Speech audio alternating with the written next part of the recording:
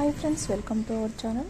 భారత ప్రభుత్వ విద్యా మంత్రిత్వ శాఖ ప్రధానమంత్రి ఉच्चतर శిక్షా ప్రోత్సాహన్ యోజన కింద central sector scholarship for college and university స్కీమ్ను ప్రకటించింది. ఆర్థికంగా వెనుకబడిన ప్రభావవంతులైన విద్యార్థుల కోసం ఉద్దేశించిన స్కీమ్ ఇది. దీని కింద పోస్ట్ గ్రాడ్యుయేట్, అండర్ గ్రాడ్యుయేట్ విద్యార్థులకు 3 సంవత్సరాల పాటు 12,000 చొప్పున, పోస్ట్ గ్రాడ్యుయేట్ విద్యార్థులకు 20,000 చొప్పున ప్రోత్సాహంగా ఇస్తారు.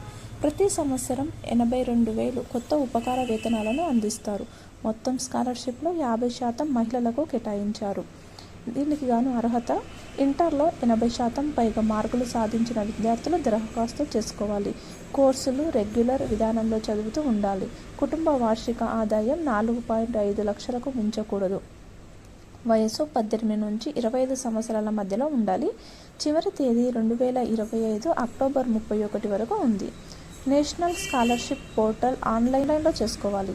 దీనికి సంబంధించిన ధ్రువపత్రాలు, ఇంటర్ మార్కుల మెమో, ఆదాయ ధృవీకరణ పత్రం, ఆధార్, బ్యాంకు ఖాతా వివరాలు, కాలేజ్ యూనివర్సిటీలో అడ్మిషన్ రుజువు, సంస్థ కోడ్.